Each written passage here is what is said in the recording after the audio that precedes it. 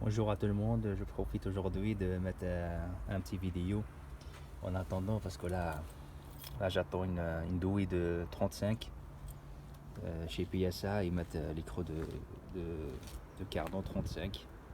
Chez Volkswagen il y a 24, 27, chez Mercedes 30 et je sais pas pourquoi chez PSA ils mettent un écrou de 35. Donc là je suis bloqué. Là c'est pour un remplacement d'embrayage. À l'occasion je vais parler de ça. Donc cette voiture c'est une C4 Picasso LX6 HDI 110. Également on trouve ce modèle sur plusieurs voitures, 308,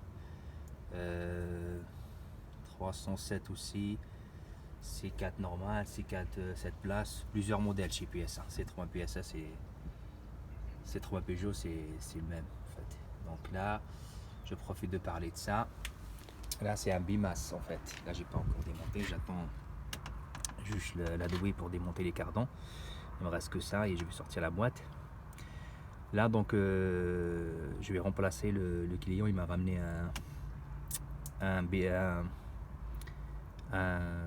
embrayage simple, c'est-à-dire un embrayage, c'est pas un bimas en fait, c'est un embrayage simple, on va dire rigide. Et du coup si on change un embrayage pas d'origine, c'est-à-dire on met un rigide, il coûte moins cher. L'autre il doit coûter, le bimas il doit coûter 350, l'autre il coûte la moitié. Et donc surtout tous les chocs là en fait, toutes les vibrations, tous les vibrations, ça c'est fait le galet étendaire de la croix qui le prend. Donc ça il faut faire attention par rapport à ça. Et lui il faut remplacer la distre avec.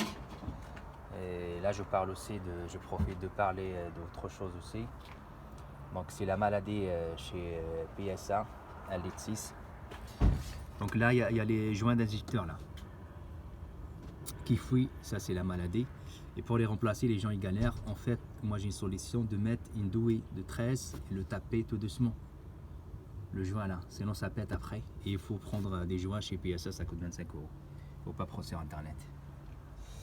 Et après je vais parler de cette durite. Donc la plupart de casse du turbo, ça vient de cette durite. C'est une durite d'alimentation. Et souvent elle casse ici. Ce niveau, celle-là elle est propre encore.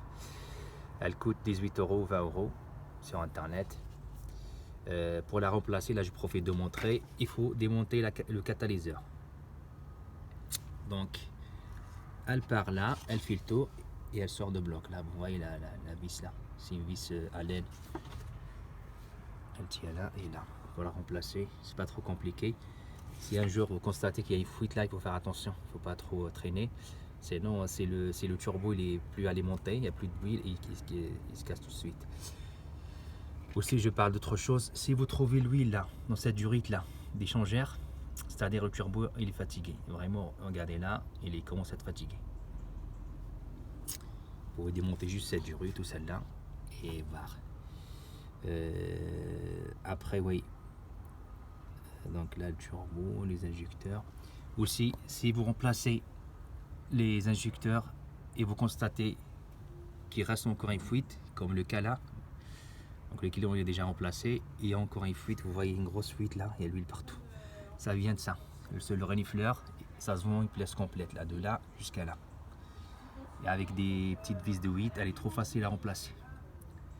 Juste faire le tour là, il y a, je sais pas combien, 2, 3, 6 ou 8 vis, et la remplacer, comme ça vous êtes tranquille. Voilà.